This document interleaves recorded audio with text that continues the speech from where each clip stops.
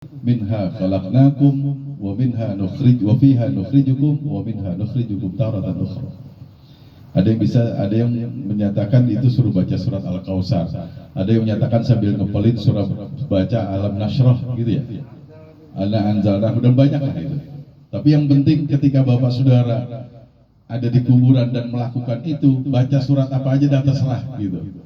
Yang penting jangan cuma buat ngepelin doang. Ada lagi syariatnya apa? Ketika ini jenazah udah di dalam kuburan, udah ditutup pakai dinding ari, pakai papan tuh. Itu waktu nguruk pertama itu baca itu. Minha khalaqnakum, waktu nurunin tanah yang pertama kali. Nurunin tanah yang kedua, wa fiha nu'idukum. Ntar yang ketiga, wa minha nukhrijukum taratan ukhra, 3 kali. Disimbolis dulu, baru ntar diuruk sekalian. Ini syariat-syariat yang orang tua kita pakai, yang saya lihat sekarang kemarihin orang udah bertinggalin. Gitu.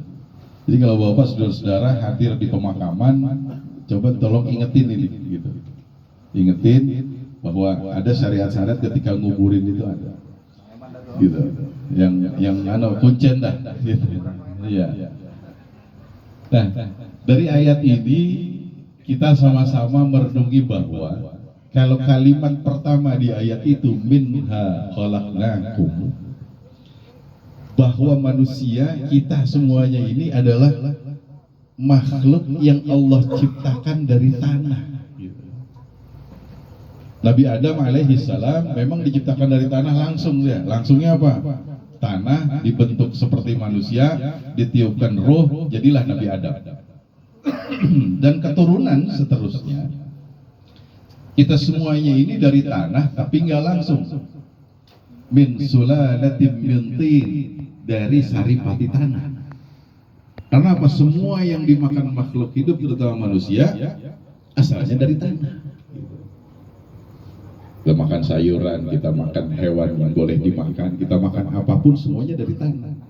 Kita makan daging kambing, kambingnya makan rumput, rumputnya tumbuh di tanah, gitu. Sudahan lagi sayuran dah yang tumbuh di tanah, tumbuhan. Itu dari sulalatin min tin, dari saripati tanah yang diolah oleh tumbuhan, dimakan oleh hewan, hewan yang dimakan sama kita. Jadi kita juga asalnya dari tanah. Makanya karena kita dari tanah, dan alhamdulillah sekarang Allah masih berikan kita kesempatan hidupnya masih di atas tanah. Kalau hidup di atas tanah, kita dari tanah, hidupnya di atas tanah. Kalau kata orang dulu, jangan pakai belagu-lagu. Apalagi pakai yang namanya takabur, pakai sombong. Gitu. Yang punya harta, yang punya jabatan, yang punya segala sesuatu, mau sombong aja di dunia. Lu dari tanah lu, gitu. Tanah. Makanya ada anekdot kan bahwa saudara ya, kalau baca Southwest itu, sosial media itu, ada orang yang kerjaannya ribut mulu, sama saudara nggak bisa ngakur, sama tetangga ribut mulu, kata orang itu orang dibuatnya dari tanah sengketa itu, nah, ribut mulu. Ada ibu-ibu belanja mulu, bikinnya dari tanah abang gitu. Nah, tadi itu ada Pak RW 1, orang yang mulutnya kagak bisa diam, ngomong mulu, ngomongnya kagak benar tuh, dari tanah ke comberan, katanya dari got. Itu buat anekdot, tapi buat kita juga, buat pikiran bersama bahwa memang kita diciptakan dari tanah, itu yang pertama. Makanya dulu Abu ya Ki Abdul Hayy Naim itu sering ngomong gitu, saya sering dengar, orang diciptakan dari tanah itu, dia akan kembali kepada tanah, di mana tanah itu dia dibikin. Makanya jangan heran katanya kalau ada orang-orang dari luar daerah, ketika meninggal dunia dia wasiat minta dibawa pulang kampung, karena dia dibikinnya dari tanah di kampungnya dulu, jadi pulang kudu ke situ lagi. Ya wallahu a'lam, itu sih. Ya saya percaya aja karena Abu ya yang ngomong gitu. Bapak saudara, singkat aja, ketika Allah katakan minha khalaqnakum, manusia itu semuanya diciptakan dari tanah. Wa fiha nu'idukum. Ada saat terakhir, ada saat batas, ada border nih. Kehidupan di atas dunia selesai, maka saatnya kita masuk ke dalam tanah gitu. Di atas tanah selesai, kita di bawah tanah sekarang. Fiha nu'idukum. Balikin lagi ke tanah. Ketika hidup ini selesai, kita masuk ke dalam tanah, urusannya yang belum selesai itu, urusannya. Hidupnya selesai. Hidup rapi udah, nggak ada urusan. Ada orang diumumin pagi-pagi subuh-subuh, inna lillahi wa inna ilaihi raji'un. Gitu. Katanya dulu kalau ada orang sakit parah, obatnya itu tuh. Orang sakit parah, obatnya apa? Itu subuh-subuh ambil atau imamnya ngomong inna lillahi wa inna ilaihi raji'un. Nah itu obat itu, selesai itu. Selesai apa? Ketika orang meninggal dunia, masuk dia ke dalam barzah, ke dalam kubur, selesai urusannya. Urusan yang mana? Urusan di dunia selesai. Urusan ibadahnya selesai. Orang udah masuk kubur kagak sembahyang. Orang udah masuk kubur nggak ada kewajiban puasa, nggak ada kewajiban zakat, nggak ada kewajiban haji, dan nggak ada kewajiban kagak ada. Selesai. Selesai. Nggak ada urusan.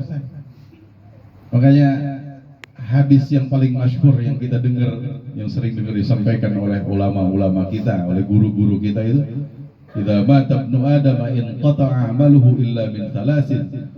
Orang meninggal dunia urusan rapi udah, in qata'a, putus, terputus.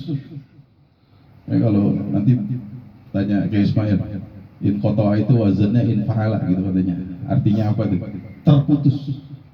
Bukannya diputusin, tapi terputus. Memang udah otomatis putus. Illa min salasin. Inilah ketika di dalam kubur, di dalam barzah, ibadah kita udah selesai, tapi masih ada harapan. Masih ada harapan buat kita nerima transferan pahala.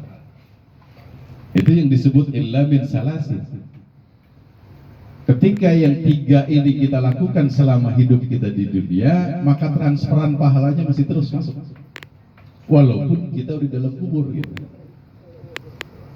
Apa namanya, sedekah jariyah, kalau kita wakaf, kita infak, atau ilmin yuntafa'u bihi, ketika kita punya ilmu pengetahuan. Yang perlu saya tegaskan di sini bahwa ilmu pengetahuan yang dimaksud di sini bukan cuman ilmu pengetahuan agama, bukan, nggak terbatas itu. Jadi hadis ini ketika bicara ilmun yuntafa'u bihi atau ilmin yuntafa'u bihi, ketika ilmu bermanfaat itu bukan cuman guru ngaji gitu. Bukan cuman orang yang ngajar ngaji, bukan cuman orang yang jadi guru di sekolahan atau jadi guru di rumah, bukan hanya itu. Tapi ada ilmu kebaikan yang dia sampaikan kepada orang, dan ilmu itu manfaat buat orang itu juga untuk kebaikan. Waktu dia lahir saya sampai itu, saya bilang ada tukang ngajarin keneknya cara masang batu. Cara masang batu begini, tercampuran semen, pasir dan lain sebagainya segitu. Itu ilmu yuntafa'u bihi namanya. Selama ilmu itu dipakai sama keneknya terus jadi tukang dan seterusnya, itu ilmunya manfaat namanya. Jadi bukan cuma ngajarin ngaji. Jadi hadis ini potongannya bukan cuma buat ustadz doang, buat kiai doang, bukan. Semua kita bisa. Selama ilmu itu baik, kebaikan dan membawa kebaikan buat orang lain, itu yuntafa'u bihi. Dan yang paling akhir yang disebutkan Nabi itu awwaladin salihin yad'ulah. Saya bilang kemarin ada anak saleh yang mau mendoakan orang tua. Yang paling untung ini Bapak Japas almarhum. Anak punya anak soleh dia. Gitu. Ada orang ya? Janda wajib. Yang ketika bicara waladin salihin, anak yang berbakti, anak yang mendoakan orang tua itu, dua hal yang harus kita benar-benar perhatiin buat kita ini, buat saya pribadi juga. Yang pertama adalah bahwa siapapun kita, setua apapun kita, gitu ya. Di sini yang paling tua saya, Ustaz Anil kali ya. Manusia berapa manusia? Ada 70, 60, oh 67. Pak RW sih baru 40 kali. Setua apapun kita adalah anak gitu. Setua apapun kita adalah anak. Kita semuanya anak. Bahasa orang tua kita dulu kan kasar.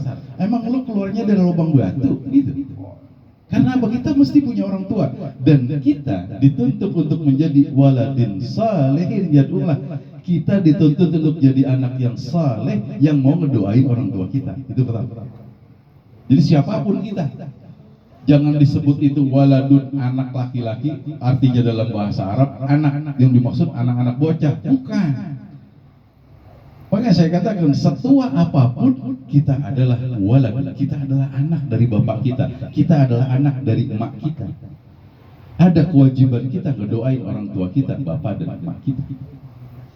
Yang kedua, bapak dari waladun salihin ini ke depan, 10 tahun lagi, 20 tahun lagi, 30 tahun lagi. Anak-anak kita bagaimana? Ketika kita berusaha menjadi anak soleh, kita menjadi anak yang berbakti kepada orang tua kita, anak-anak kita ntar berbakti sama kita nggak? Kalau disebutkan yad'ulahu di situ, anak-anak kita mau doain kita nggak? Jadi kita sebagai anak dan kita punya anak. Birru abakum tabirrukum abna'ukum. Makanya kita berbakti kepada orang tua kita. Nanti kalau bahasa di dulu disebut itu ada hukum karma. Ketika orang mau berbakti kepada orang tuanya, maka anak-anaknya akan berbakti kepada dia. Itu hukum kausalitas, timbal balik, take and give. Jadi kalau kita dimulai dari kita dulu, kita berbakti dulu sama orang tua kita. Kalau berbakti sama orang tua masih ada aja seperti apa, nggak ada, beliau sudah di alam kubur nggak apa, itu sudah sering kita bahas. Tapi kita kudu berbakti sama orang tua. Ketika kita berbakti sama orang tua, ada harapan di situ. Tabirrukum abna'ukum. Ketika anak-anak kita lahir, anak-anak kita tumbuh besar, anak-anak itu kita didik, yang kita harapkan mereka berbakti kepada kita. Nggak tahu, 10 tahun, 20 tahun ke depan anak-anak kita mau tahlilan dan pak kagak kayak begini, mau 100 hari, mau haul, mau nuju hari, dan seterusnya. Gempurannya luar biasa. Gempuran ajaran-ajaran yang menganggap kita bid'ah, kita dolalah, kita fitnar, kita ini ahli bid'ah, kita ini ahli sesat yang akan masuk neraka. Ini gempurannya luar biasa. Kalau kita nggak tahan-tahan anak-anak kita, bisa jadi 10-20 tahun ke depan ketika kita pulang ke rahmatullah, anak-anak kita udah nggak ada yang tahlilan, udah nggak ada yang ngirimin doa, udah nggak ada yang ngirimin fatihah. Wallahu a'lam. Makanya kita, selain kita menjadi anak yang berbakti kepada orang tua kita, ada tuntutan di mana kita juga kudu mendidik anak-anak kita biar suatu saat kita pulang ke rahmatullah, anak-anak kita mau ngedoain kita gitu. Yang malam ini kan gini, anak-anaknya dari Bang Yongki almarhum kumpulin kita semua ngedoain orang tuanya, tanda kebaktian berbaktinya seorang anak kepada orang tua. Dan kita berharap nanti anak-anaknya dia juga akan berbakti kepada Ustaz Asrul, Ujai, dia penaknya anak ya? Ya anak boleh mana bini kagak?